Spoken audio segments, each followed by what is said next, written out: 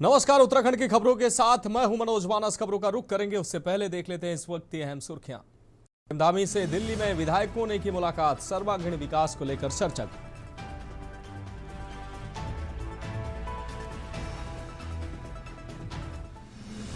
भाजपा ने दी नवनियुक्त राष्ट्रीय अध्यक्ष को शुभकामनाएं। भारतीय जनता पार्टी का 12वां राष्ट्रीय अध्यक्ष नितिन नवीन बने भाजपा के नए राष्ट्रीय अध्यक्ष। प्रदेश भाजपा मुख्यालय में कार्यकर्ताओं ने बांटी मिठाई। नैनीताल में गणतंत्र दिवस परेड की तैयारियां पूरी। डीएसए मैदान में होगा गणतंत्र दिवस का परेड के दौरान होंगे सांस्कृतिक प्रस्तुतियां। देहरादून में प्रयागराज माघ मेले में मौनी अमावस्या पर विवाद। शंकराचार्य स्वामी अभिमुक्तेश्वरानंद के साथ कथित दुर्व्यवहार, आहत होकर शंकराचार्य ने अमावस्या स्नान का किया बहिष्कार। दून मेडिकल कॉलेज में रैगिंग पर कार्रवाई। जूनियर छात्र से रैगिंग के दोषी पाए गए सीनियर निष्कासित। एमबीबीएस के 9 सीनियर छात्र कॉलेज और हॉस्टल से निष्कासित किए गए। 24 घंटे में बदलेगा पहाड़ों का मौसम। पश्चिमी विक्षोभ से हल्की बारिश और बर्फबारी। 21 से 24 जनवरी में बारिश के आसार। आप देख रहे हैं के न्यूज, खबरों का सारथी। और अब खबरें विस्तार से। खटीमा से अहम खबर है। वरिष्ठ व्यवसायी ने खुद को गोली मारी है। आपको बता दें, जशोधर भट्ट ने खुद को गोली मारी है, जिससे हड़कंप मच गया है। घटना के कारणों की आधिकारिक पुष्टि अभी बाकी है। पुलिस मौके पर पहुंची है। मामले की जांच पुलिस ने शुरू कर दी है। तो घटना के कारणों की आधिकारिक पुष्टि अभी बाकी है, लेकिन इस घटना के बाद हड़कंप मच गया। पुलिस मौके पर पहुंची है। मामले की जांच पुलिस शुरू कर चुकी है। तो खटीमा से एक खबर आपको दिखा रहे। वरिष्ठ व्यवसायी ने खुद को गोली मारी है। जसोधर भट्ट ने खुद को गोली मारी है, जिससे हड़कंप मच गया है। घटना के कारणों की आधिकारिक पुष्टि अभी बाकी है। पुलिस मौके पर पहुंची। मामले की जांच पुलिस कर रही है।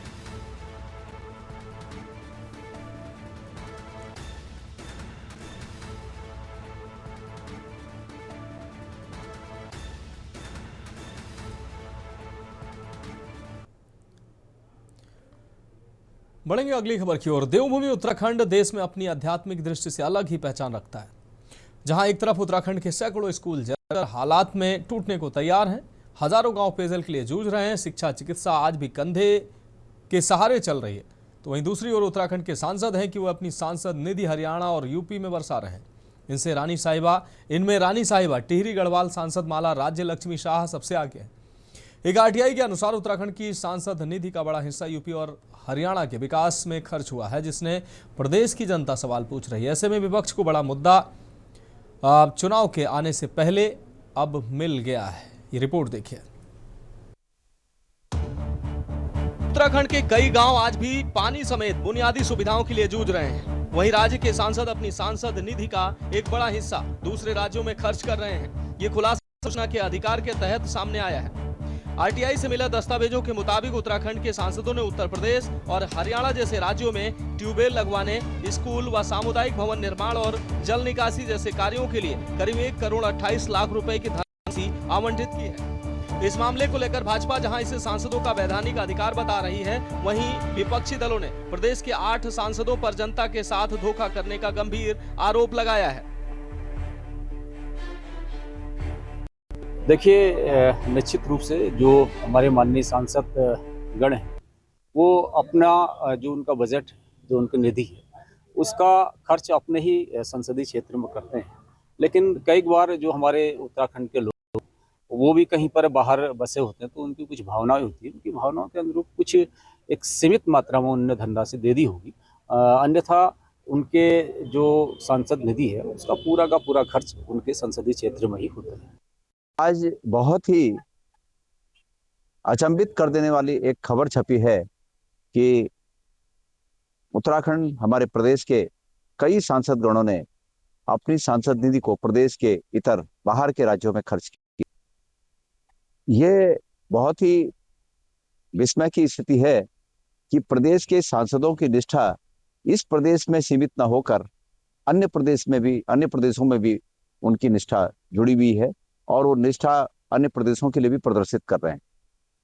प्रश्न ये उठता है कि जिस संसदीय क्षेत्र से, जिस प्रदेश से हमारे माननीय सांसद बने हैं, उस प्रदेश की जनता की बहुत उम्मीदें होती हैं आवश्यकताएं होती हैं। हमारा प्रदेश ऐसे ही मूलभूत आवश्यकताओं के लिए हमारे प्रदेश जूझ रहे हैं। उत्तराखंड की सांसद निधि का यूपी और अन्य राज्यों में उपयोग किए जाने को लेकर राजनीतिक दल आमने सामने आ गए हैं। एक तरफ राज्य देवी आपदाओं से जूझ रहा है और विकास कार्यों के लिए धन की कमी महसूस कर रहा है, तो दूसरी तरफ विपक्ष को एक नया मुद्दा हाथ लग गया है। भाजपा का साफ कहना है कि सांसद अधिनियम 2024 के तहत कोई भी सांसद अपने राज्य के अलावा किसी अन्य राज्य में भी अधिकतम 50 लाख रुपए तक की धनराशि विकास कार्यों के लिए खर्च कर सकता है। भाजपा का कहना है कि यह सांसदों का अधिकार है और इस पर राजनीति नहीं होनी चाहिए। देखिए, जो वर्तमान में परिस्थिति सामने आई है वो बड़ी दुर्भाग्यपूर्ण है। राज्य की स्थिति खराब है और हाँ, राज्य के जो हमारे सांसद हैं वो सांसद निधि का दुरुपयोग कर रहे हैं। उसका सदुपयोग राज्य की व्यवस्थाएं सुधारने के लिए होना चाहिए था, लेकिन वो अपनी निधि को बाहर राज्यों में अपने चहेतों को बांट रहे हैं। ये बहुत दुर्भाग्यपूर्ण विषय है। आज एक सनसनीखेज खुलासा हुआ है जिससे उत्तराखंड की राजनीति में भूचाल आना तय है। उत्तराखंड की देवतुल्य जनता के साथ धोखा हुआ है, विश्वासघात हुआ है। उसने अपने 8 के 8 सांसद जो उत्तराखंड से होते हैं, 5 लोकसभा और 3 राज्यसभा, सब भाजपा की झोली में डालने का काम किया। लेकिन भाजपा के सांसदों ने बदले में क्या दिया? उस उत्तराखंड को जो आज भी अपनी मूलभूत सुविधाओं के लिए संघर्ष कर रहा है, सड़क के लिए, पानी के लिए, शिक्षा के लिए, स्कूलों के लिए, अस्पताल के लिए, इन सांसदों ने भाजपा के दूसरे राज्यों में तमाम योजनाओं में पैसा लगा दिया और उत्तराखंड को ठेंगा दिखा दिया। देखिए, सांसदों का विशेष अधिकार है। 2024 के बाद जो नए नियम आए उसमें सांसद 50 लाख तो प्रति वर्ष अपनी निधि का अन्य राज्यों में पूरे भारत में कहीं भी खर्च कर सकता है। पहली बात तो हमें क्षेत्रवाद, भाषावाद, इस पर राजनीति नहीं करनी चाहिए, छोटी चीज़ों पर नहीं बांटना चाहिए। लेकिन अगर कांग्रेस इस प्रकार की बात कर रही है तो कांग्रेस के सांसदों ने तो गोवा और महाराष्ट्र तक जो है सांसद निधि दी है, उसके भी आंकड़े आपको मैं दे देता हूँ। लेकिन महारानी और अन्य जो हमारे सांसद हैं उनके पास उत्तराखंड के जो निवासी हैं, अन्य प्रदेशों में निवास करते हैं, जब उनकी समस्या वहाँ नहीं सुनी जाती तो हर उत्तराखंडी के साथ जो है हम है ना, भाजपा है। आपको बता दें कि दूसरे राज्यों में सांसद निधि खर्च करने की छूट नियमों में हुए बदलाव के कारण संभव हुई है। केंद्रीय सांख्यिकी एवं कार्यक्रम क्रियान्वयन मंत्रालय द्वारा 13 अगस्त 2024 को जारी पत्र के अनुसार पीएमएस फंड के खर्च संबंधी नियमों में संशोधन किया गया है। अब सांसद देश में कहीं भी विकास कार्यों की सिफारिश कर सकते हैं, लेकिन एक वित्तीय वर्ष में इसकी अधिकतम सीमा 50 लाख रुपए तय की गई है। हालांकि सवाल सिर्फ खर्च का नहीं है, सवाल उस उत्तराखंड का है जो आज भी देवी आपदाओं के जख्मों से उबर नहीं पाया है, जहां का हर नागरिक कर्ज के बोझ तले दबा है। ऐसे में क्या सांसदों द्वारा अपने ही प्रदेश के बजाय दूसरे राज्यों में जनता का पैसा खर्च करना उचित है? और वह भी तब जब प्रदेश की भौगोलिक परिस्थितियां और जमीनी सच्चाई से सभी सांसद भली भांति परिचित हैं। अब देखना होगा कि आने वाले समय में जनता को इन सवालों के जवाब अपने जनप्रतिनिधियों से मिलते हैं या नहीं। Uttarakhand desk report. और अगली खबर देश की राजधानी दिल्ली से है, जहां बीजेपी के कार्यकारी अध्यक्ष नितिन नवीन ने औपचारिक रूप से पार्टी के नए राष्ट्रीय अध्यक्ष का कार्यभार संभाल लिया। इस दौरान उनका भव्य स्वागत किया गया। इस दौरान प्रधानमंत्री नरेंद्र मोदी, राजनाथ सिंह, अमित शाह, एस जयशंकर, यूपी के मुख्यमंत्री योगी आदित्यनाथ जैसे दिग्गज नेता मौजूद रहे। नितिन नवीन की ताजपोशी के बाद पीएम मोदी ने भी कार्यकर्ताओं को संबोधित किया। उन्होंने नितिन नवीन को दुनिया के सबसे बड़े राजनीतिक दल के राष्ट्रीय अध्यक्ष बनने पर बधाई दी और जमकर तारीफ भी की। पीएम नरेंद्र मोदी ने कहा कि सर्वप्रथम विश्व के सबसे बड़े राजनीतिक दल के अध्यक्ष चुने जाने पर श्री नितिन नवीन को हार्दिक बधाई। पिछले कई महीनों से संगठन की सबसे छोटी इकाई से लेकर राष्ट्रीय अध्यक्ष के चुनाव तक पूरी प्रक्रिया 100% लोकतांत्रिक तरीके से संपन्न हुई है। आज ये प्रक्रिया विधिवत और औपचारिक रूप से संपन्न हो गई है। आज से अब नितिन नवीन मेरे बॉस हैं और मैं पार्टी का कार्यकर्ता हूं। लोगों को लगता होगा कि नरेंद्र मोदी देश के प्रधानमंत्री है, तीसरी बार प्रधानमंत्री बने, 50 साल की छोटी आयु में मुख्यमंत्री बन गए, 25 साल से लगातार हेड ऑफ द गवर्नमेंट रहे हैं, ये सब अपनी जगह पे हैं, लेकिन इन सबसे भी बड़ी चीज मेरे जीवन में है, मैं भारतीय जनता पार्टी का कार्यकर्ता हूं। ये सबसे बड़ा गर्व है।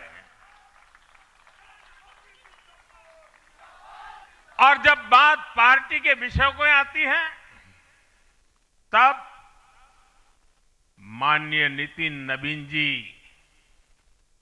मैं एक कार्यकर्ता हूं, वे मेरे बॉस हैं।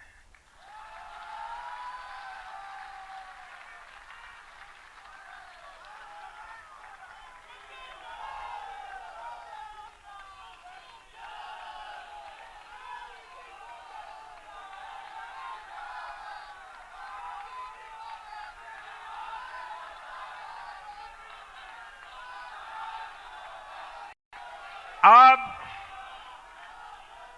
माननीय नितिन नवीन जी हम सभी के अध्यक्ष हैं।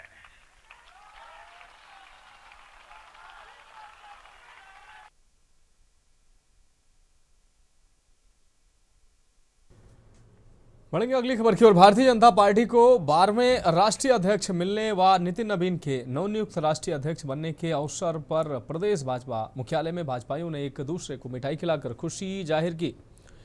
वहीं इस अवसर पर भाजपा प्रदेश महामंत्री कुंदन परिहार ने कहा कि भारतीय जनता पार्टी हमेशा लोकतंत्र पर विश्वास करती आई है। उसी के आधार पर लोकतांत्रिक प्रणाली से नितिन नवीन के राष्ट्रीय अध्यक्ष बनाने की घोषणा की गई है।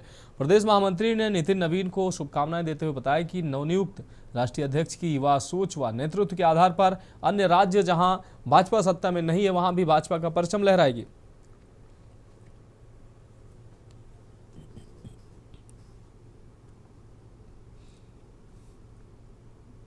निष्ठाओं के आधार पर खड़ी भारतीय जनता पार्टी अपने संगठन पर्व के निमित्त बूथ स्तर से लेकर के मंडल स्तर तक, मंडल स्तर से जिले स्तर में, प्रदेश स्तर में, और के पश्चात आज राष्ट्रीय अध्यक्ष की जो घोषणा विधिवत रूप से हुई है, इसको हम सब लोगों ने एक संगठन पर्व के रूप में लिया है, क्योंकि भारतीय जनता पार्टी का लोकतंत्र में एक अटूट विश्वास है और इसी विश्वास के कारण से हम एक लोकतांत्रिक प्रणाली को अपनाते हैं। हमारे राष्ट्रीय अध्यक्ष जी का चुनाव हुआ है, उसमें विधिवत रूप से उन्होंने नामांकन पत्र लिया, उसकी जांच हुई, तत्पश्चात उनकी घोषणा हुई है।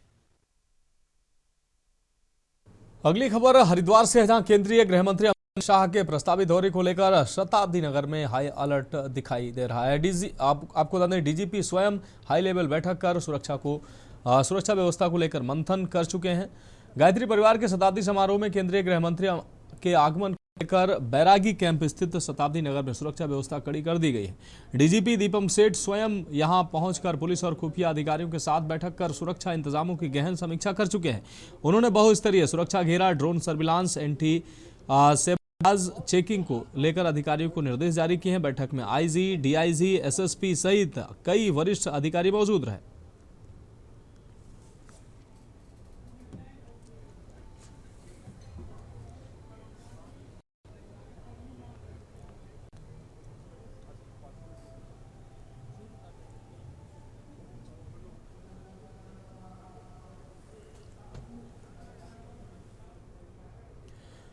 खबर देहरादून है, जहां उत्तराखंड की राजधानी में संस्कार भारती महानगर इकाई की बैठक आयोजित हुई। इंदिरा नगर कार्यालय में हुई बैठक में गणतंत्र दिवस की पूर्व संध्या पर होने वाले कार्यक्रम की रूपरेखा तैयार की गई, जिसमें भारत माता पूजन उत्सव व सैनिक सम्मान समारोह कार्यक्रम की रूपरेखा तैयार की। तय हुआ कि 25 जनवरी को बीएस नेगी महिला प्राविधिक संस्थान में कार्यक्रम आयोजित होगा।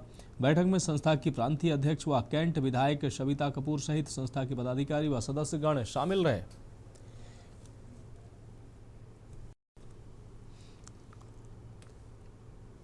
आपका आज हम यहाँ संस्कार भारती की हमारी बैठक हो रही है और हमारी महानगर की देहरादून की इकाई से हमारे अध्यक्ष, सचिव और पूरे सभी सदस्य यहाँ पर बैठे हैं और 25 तारीख का एक कार्यक्रम रखा है, जो कि देशभक्ति कार्यक्रम होता है। और हर वर्ष पूरे देश में संस्कार भारती जितनी भी इकाइयाँ हैं, ये कार्यक्रम भारत माता पूजन उत्सव के नाम से हम लोग मनाते हैं, जिसमें कि देशभक्तिपूर्ण कार्यक्रम उसमें होते हैं, गीत, कविता, पाठ और नृत्य, नाटिका, जो भी प्रस्तुत करते हैं, सब देशभक्ति के आधार पर ही होती हैं। तो आज इसी संबंध में इसकी तैयारी के लिए हमने बैठक यहाँ बुलाई है और सब सदस्य यहाँ उपस्थित हैं। बढ़ेंगे अगली खबर की ओर। खबर गदरपुर से है, जहां जमीन के विवाद में उलझे गदरपुर विधायक अरविंद पांडे की मुश्किलें लगातार बढ़ती जा रही हैं। देर शाम तहसील प्रशासन ने विधायक के आवास स्थित कैंप कार्यालय पर नोटिस चस्पा कर 15 दिन में अतिक्रमण हटाने को कहा। बताया गया कि नोटिस चस्पा करते समय विधायक घर पर मौजूद नहीं थे। विधायक पुत्र अतुल पांडे ने नोटिस किया। अतुल के मुताबिक न्यायालय द्वारा भेजे गए नोटिस का जवाब दिया जाएगा।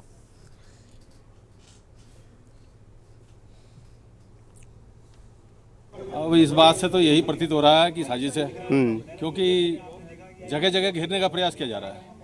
कहीं किसी की जमीन है, कहीं किसी की जमीन है, कहीं किसी की जमीन है, और उन जमीनों से जबकि माननीय विधायक जी का कोई लेना देना भी नहीं है, और उन्होंने स्पष्ट भी किया और सीबीआई जांच के लिए भी कहा है। तो अब जो है संज्ञान में आया कि यहाँ पर भी जो कैंप कार्यालय है, जहाँ पर आवास है माननीय विधायक जी का, और उसके लिए भी नोटिस जारी किया गया है तहसील द्वारा।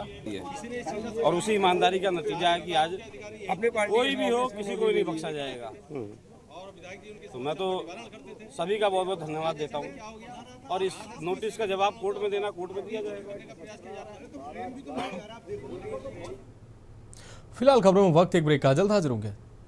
ब्रेक के बाद उत्तराखंड की खबरों में एक बार फिर से आपका स्वागत है। खबर नैनीताल से है, जहां पुलिस महकमे ने गणतंत्र दिवस की तैयारियों को अंतिम रूप दे दिया। हमेशा की तरह इस बार भी डीएसए मैदान में पुलिस की परेड होगी। गणतंत्र दिवस परेड को खास बनाने के लिए परेड के दौरान सांस्कृतिक कार्यक्रम भी आयोजित होंगे, जिसका लगातार कई दिन रिहर्सल किया जा रहा है। परेड में पुलिस जवानों के अलावा ट्रैफिक, फायर, पीएससी व सीपीयू के जवान सहभागिता करेंगे। पुलिस प्रशासन शहर सहित जिले की सुरक्षा व्यवस्था को लेकर भी अलर्ट मोड पर है।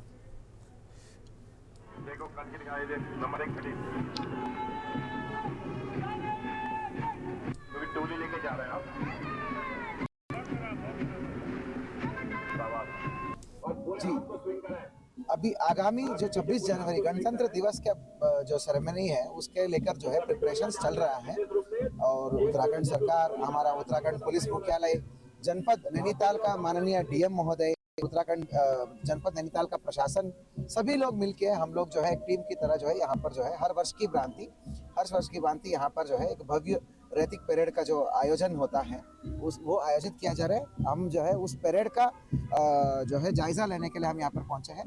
तो 26 जनवरी का जो विभिन्न प्रकार की प्रिपरेशंस है, जिसमें परेड के अलावा जो है मतलब पहले ध्वजारोहण, परेड और सांस्कृतिक कार्यक्रम, इन सभी चीज़ों का आयोजन, टोलियाँ, झांकियाँ, इन सब की चीज़ों का आयोजन के लिए विभिन्न टीमें गठित कर दिया हमने। अगली खबर नैनीताल से, जहां हाईकोर्ट ने चर्चित ब्लॉगर आपको बता दें ज्योति अधिकारी को बड़ी राहत दी है। हाईकोर्ट ने ब्लॉगर द्वारा देवी देवताओं व पहाड़ की महिलाओं के प्रति की गई टिप्पणियों को लेकर दर्ज 7 में से 5 मामलों की सुनवाई करते हुए उसकी गिरफ्तारी पर रोक लगा दी है। आपको बता दें, साथ ही राज्य सरकार से 3 सप्ताह में अपना जवाब पेश करने को कहा गया। कोर्ट ने ज्योति अधिकारी को संबंधित सोशल मीडिया पोस्ट को तुरंत हटाने को कहा है। साथ ही पोस्ट में तो उचित भाषा के इस्तेमाल किए जाने की बात कही, जिससे लोगों की भावनाएं आहत न हो। आपको बता दें कि ब्लॉगर हल्द्वानी निवासी ब्लॉगर ज्योति अधिकारी ने अंकिता भंडारी हत्याकांड के विरोध में हुए आंदोलन के दौरान धरना प्रदर्शन करते हुए देवी देवताओं व पहाड़ की महिलाओं को लेकर टिप्पणी की थी। सोशल मीडिया पोस्ट से क्षुब्ध होकर ब्लॉगर के खिलाफ लोगों ने 7 मुकदमे दर्ज कराए थे। दर्ज मुकदमे हुई 2 FIR के चलते ब्लॉगर को जेल भी जाना पड़ चुका है। फिलहाल दर्ज 5 मामलों को लेकर हाईकोर्ट ने सुनवाई कर आदेश जारी किया। हमने 5 पिटीशन हाईकोर्ट में फाइल की थी। क्रिमिनल रेट पिटीशन, जिसमें कोर्ट ने हमें सुना और सरकारी अधिवक्ता साहब को भी सुना, और उसके बाद कोर्ट ने हमें इसमें स्टे ग्रांट किया है और सरकार को 3 हफ्ते में अपना जवाब देने के लिए कहा है। मामला जैसे कि आपको पता है कि बीच में ज्योति अधिकारी जो हल्द्वानी में ब्लॉगर है, उनने अपना एक स्टेटमेंट दिया था जिसमें उनके खिलाफ 7 FIR उत्तराखंड में फाइल हुई थी। बढ़ेंगे अगली खबर की ओर। खबर कालाढूंगी से है, जहां विधानसभा क्षेत्र के बैल पड़ाव न्याय पंचायत अंतर्गत जन जन की सरकार जन जन के द्वार शिविर आयोजित हुआ है। सिंचाई विभाग के डाक में आयोजित कार्यक्रम में RDM ललित मोहन रयाल ने इस दौरान समस्याएं सुनकर अधिकारियों को त्वरित निस्तारण के निर्देश दिए। कार्यक्रम की अध्यक्षता विधायक वंशीधर भगत ने की है। साथ ही राज्य मंत्री सुरेश भट्ट व दर्जा प्राप्त राज्य मंत्री पूरन नैनवाल भी मौजूद रहे। इस दौरान न्याय पंचायत स्तरीय शिविर में 150 से अधिक शिकायतें पंजीकृत हुई, जिनमें कुछ का मौके पर निस्तारण करा दिया गया। अन्य शिकायती पत्र संबंधित विभागीय अधिकारियों को सौंपते हुए गुणवत्तापूर्वक समाधान करने के निर्देश दिए गए। जन जन की सरकार जन जन के द्वार कार्यक्रम के अंतर्गत आज बैलपड़ाव न्याय पंचायत क्षेत्र में यहाँ पर शिविर का आयोजन किया गया है। इसमें रिप्रेजेंटेटिव्स की मौजूदगी, इसमें विधायक जी, प्रमुख जी, राज्य मंत्री जी सभी लोग उपस्थित हैं। इसके लिए पंचायती राज के और भारी संख्या में जो यहाँ के गणमान्य लोग हैं, तो 150 से ज़्यादा आवेदन पत्र यहाँ पर आए हैं। अधिकांश जो मुद्दे हैं, ये कृषि प्रधान क्षेत्र है, तो ज़्यादातर समस्याएं यहाँ पर भूलों की, सिंचाई की। 10 सालों से गौशाला रतनपुर के लिए प्रयास कर रहे थे, जिसका आज हमें वो दिया गया कि आपका मंजूर हो जाएगा। ठीक है, उसके बाद हमने क्षेत्र में की भूमि के लिए ये बता रहे हैं कि पीपल ट्री के नीचे नियमितीकरण के लिए और जो क्षेत्र में प्राधिकरण का वो सरकार द्वारा वो किया गया है। हमारे यशस्वी मुख्यमंत्री पुष्कर सिंह धामी द्वारा अपने प्रदेश के हर न्याय पंचायत में जनता की सरकार जनता के द्वार कार्यक्रम चालू किया गया है, जिसके तहत हर न्याय पंचायत में बड़े बड़े विशाल बहुउद्देशीय शिविर यहाँ लग रहे हैं, जिसमें सभी विभागों के लोग आए हैं। आज बैलपड़ाव में उसी क्रम में बैलपड़ाव न्याय पंचायत का कार्यक्रम है, जो एक सफल कार्यक्रम कहा जा सकता है। काफी बड़ी भीड़ संख्या में लोग आए हैं। फिलहाल उत्तराखंड के मेरे साथ इतना ही, मुझे दीजिए इजाजत और आप देखते रहिए के न्यूज़ इंडिया।